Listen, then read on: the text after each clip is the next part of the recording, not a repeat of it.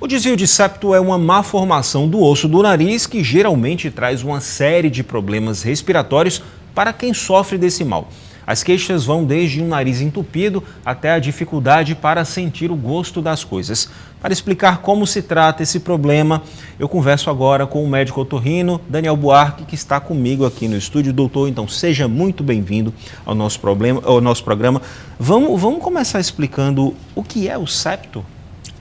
Obrigado, é um prazer estar aqui. E o septo nasal, eu vou mostrar aqui essa estrutura. Ele é uma estrutura ósseo. Vamos virar ele aqui para essa câmera. Ele é uma estrutura ósseo-cartilaginosa que está localizada no centro da cavidade nasal. Certo. Por isso que chama-se septo. Ele divide a cavidade em direita e esquerda e ele é composto por uma parte cartilaginosa e uma parte óssea. Então, durante o desenvolvimento, o crescimento, alguns fatores podem levar a um desvio, desde um trauma, uma pancada, até aquela criança que tem um adenoide, uma hipertrofia de amígdala, uma rinite alérgica, causa uma obstrução nasal, então isso vai levar à respiração bucal e isso empurrando o septo e esse septo levando ao desvio. O septo é justamente o espaço por onde passaria o ar, seria isso? Em termos bem leigos, né? Na verdade, o septo ele divide o nariz em duas estruturas, direita e esquerda, e o ar passa entre o septo e as conchas nasais, seriam essas que a gente chama conchas nasais. Algumas pessoas chamam de carne esponjosa. Na verdade, é a associação dos dois, tanto do desvio como a hipertrofia das conchas nasais, que vai levar ao desconforto, incômodo para esse paciente. E o septo desviado pode causar essa série de problemas que eu falei. É um problema comum de se ter na população, doutor? Olha, hoje em dia praticamente é uma das cirurgias mais realizadas na otorrinolaringologia seria o desvio de septo, a queixa da obstrução nasal. É muito desconfortável você ter uma queixa dessa de obstrução nasal, não poder dormir direito, ter dificuldade de respirar. Então é uma das cirurgias realmente mais realizadas hoje em dia. E como é que surge esse problema? Como eu expliquei, pode ser ocasionada por um trauma, uma pancada, um crescimento anormal da face, que pode ser decorrente de uma obstrução respiratória na infância, a hipertrofia da adenoide, uma rinite alérgica vai levar à respiração bucal. E essa respiração bucal, a gente tende a desenvolver mais a maxila. Então a maxila vai empurrar o septo e esse septo vai desviar, causando uma nova obstrução nasal e aí dificultando mais ainda a respiração. Quer dizer que é uma série de fatores que pode realmente trazer. O senhor falou assim, desde a infância, um trauma, mas pode ser genético, por exemplo? Não seria bem genético. Só nascer com uma má formação, alguma coisa do tipo? Sim, existem algumas malformações que podem levar, sim. Esses casos, mas é raro. Mas a grande maioria é o que a gente chama respirador bucal. Hipertrofia da adenoide na criança que não foi resolvida durante a sua infância. Então, crianças que têm a adenoide grande, hipertrofiadas, com respiração bucal, o ideal é realmente ser diagnosticado e operado para evitar problemas futuros. Deixa eu aproveitar o gancho, vamos explicar o que é a adenoide então. A criança tem adenoide aí modificado, o que seria isso? A adenoide, na verdade, é um tecido linfóide que ele começa a desenvolver a partir de 1 ano de idade. E algumas crianças, esse tecido hipertrofia mais do que o necessário.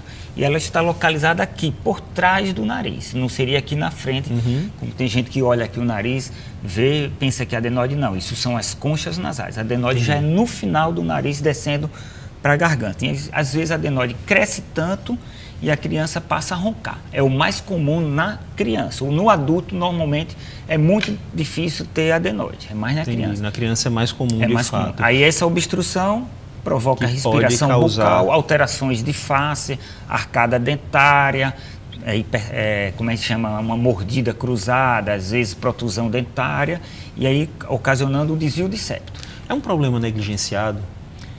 Às vezes passa-se despercebido, ou o pai, às vezes, com medo de operar a criança, vai deixando, às vezes com 8, 9 anos, aí a criança já apresenta essas alterações na arcada dentária. A criança, existe um pico de desenvolvimento a partir de 4 anos de idade, onde a formação da face dela, a formação do dente está em todo o desenvolvimento. Então, o período ideal seria nessa idade, fazer o diagnóstico e pensar na possibilidade de uma cirurgia, se for necessário. Os pais precisam ficar de olho em que sintomas? Principalmente aquela criança que dorme de boca aberta e ronca diariamente, todos os dias. Roncar quando está gripada, quando está resfriada, é normal. Não tem problema. Não tem problema. Mas se ela melhora da gripe e persiste roncando, dormindo de boca aberta, é aquele sono agitado, a criança inquieta na cama, vira para um lado, vira para o outro, não dorme direito, eu acho que o ideal é levar para um profissional, é realizado alguns exames simples, sabe? E o diagnóstico é fácil de ser realizado. Aquela criança muito alérgica também é um ponto de alerta aí, eu também preciso ficar de olho nela? Isso, também a rinite alérgica. Já a rinite alérgica vai levar à hipertrofia das conchas nasais. Aí isso aí pode causar também uma congestão nasal e levando também ao respirador bucal. E quando soma a rinite alérgica com o desvio de septo, normalmente o quadro se intensifica, né? A obstrução nasal é mais severa. Qual é o profissional que eu devo procurar? Normalmente aí é o otorrinolaringologista. Primeiro passo, né? Às vezes a criança está com o pediatra também já tem essa habilidade de fazer o diagnóstico de uma hipertrofia da adenoide. Que ele de fato pode de repente indicar, o pediatra vai e direciona para o otorrino. Isso. Normalmente, como a criança logo nos primeiros anos de idade tem mais contato com o pediatra ele normalmente suspeita, faz o diagnóstico ao conversar com o pai e com a mãe e aconselha a procurar um otorrino. Agora, não necessariamente a criança que não teve desvio de septo vai se tornar um adulto sem desvio de septo. Isso é verdade? Assim, ao longo do meu crescimento, eu posso ter algum problema que vá causar isso? Tem, mas o trauma. Se ela não teve... Mas a pancada mesmo, né? O trauma. No adulto, normalmente, que ele nunca teve queixa de obstrução, os esportes aí, né? Hoje em dia é realizado aí é verdade. Vários esportes, né? Como se diz? Até um acidente mesmo, né? Uma briga, isso é muito comum entre adolescentes, né? Lutas, bicicletas, né? Então é muito comum o trauma. Inclusive, a cirurgia, ela vai aí para duas vertentes. Seria a questão funcional, para a pessoa que de fato tem esse problema, e a questão do trauma, né? A questão estética também. O desvio de septo, ele pode deixar o nariz torto? É verdade isso ou é mito? Não. Na verdade, essa pode, se for uma pancada, realmente um trauma grande, desviar, né? E pode, mas normalmente a cirurgia do desvio de septo é mais funcional. Entendi. A parte estética a gente chama de rinoplastia. Aí seria já com um cirurgião plástico ou um otorrinolaringologista que tem a especialidade também em fazer essa parte plástica. Por que eu fiz essa pergunta? Porque eu me lembro muito de uma amiga minha da época da faculdade que ela tinha o nariz muito torto. E ela dizia assim, não, meu nariz é torto porque eu tenho desvio de septo. Então isso não tem nada a ver, né? Não necessariamente porque ela tem. Tem gente que tem um nariz perfeito e tem o desvio de septo. O desvio de septo e a obstrução nasal. Agora o ideal é que se tiver um nariz torto e um desvio de septo, que faça a correção dos dois. Aí seria a rinoseptoplastia, que é a mistura aí das duas cirurgias. Da rinoplastia que o senhor falou e da septoplastia, que é realmente a cirurgia propriamente do desvio de septo. Seria isso. A septoplastia. Vamos destrinchar um pouquinho esses problemas que um desvio de septo pode causar. A gente falou aí de problema de respiração, eu falei no início da nossa entrevista a questão da dificuldade aí de sentir o gosto das coisas, mas pode causar mais coisa aí, pode causar dor de cabeça, sinusite, né? Me explica mais. A queixa principal do desvio de septo é a obstrução nasal. Essa obstrução nasal pode ser de uma só narina ou nas duas narinas, né?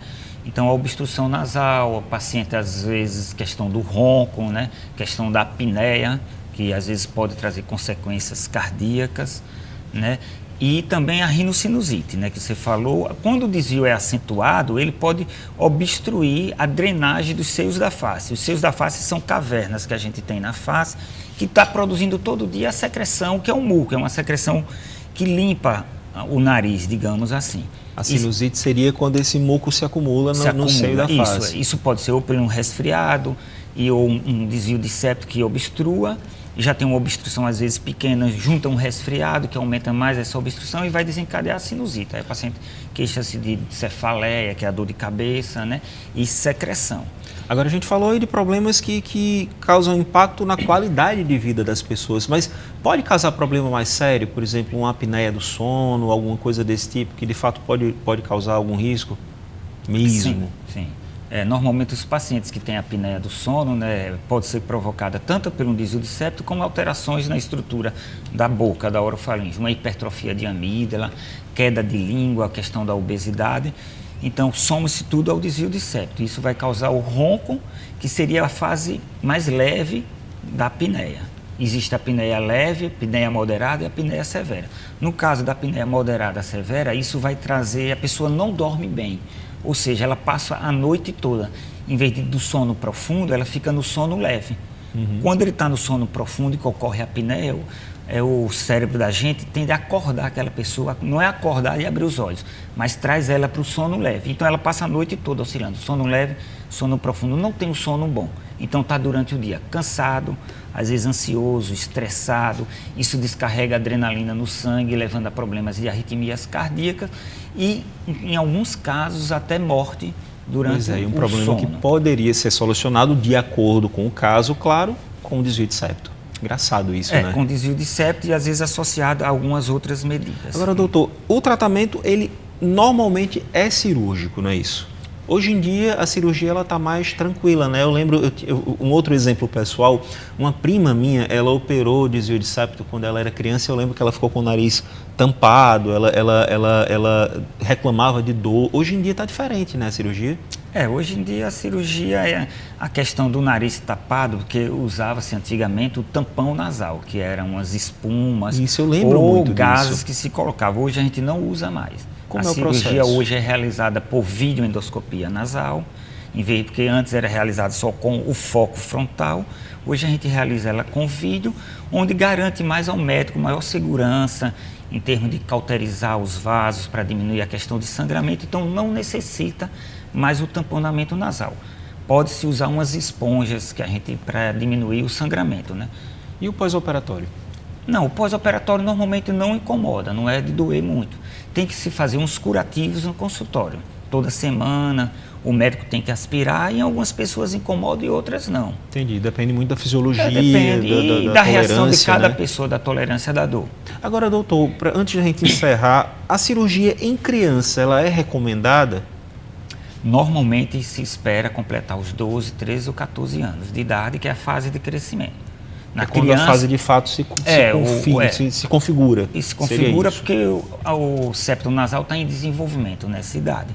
Então a gente só faz a cirurgia de desvio de septo na criança entre 6 até 12, 13 anos de idade, se realmente for uma obstrução muito severa, que está trazendo algumas consequências. Então o ideal é operar. Na criança a gente tem que fazer primeiro a prevenção. Fazer o diagnóstico da adenoide, o diagnóstico da rinite e tratar para evitar o desvio de septo. Se já tem um desvio de septo, realmente só se opera nos casos, como eu já falei, severo, né? Então, para a gente resumir a nossa conversa, em caso de criança tem que ficar atento àqueles sintomas e fazer a prevenção.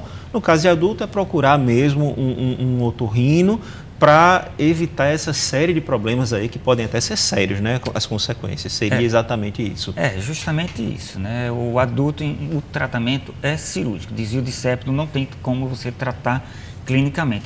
Tem pessoas que têm um desvio de septo, às vezes leve, moderado, que aquilo ali não dificulta. Então, nesses casos, às vezes você pode ir acompanhando e tratando clinicamente. E algumas pessoas que têm desvio de septo leve, mas a queixa realmente é importante, então nesses casos a gente realmente tem que abordar cirurgicamente. Ok, então, doutor Donel Buarque, médico otorrino, muito obrigado pela sua presença aqui no nosso programa e seja sempre muito bem-vindo. Ok, obrigado. Bom, e o Pauta Especial fica por aqui, nos vemos no nosso próximo encontro às 11h30 da manhã, com reprise às 5 da tarde. Até lá.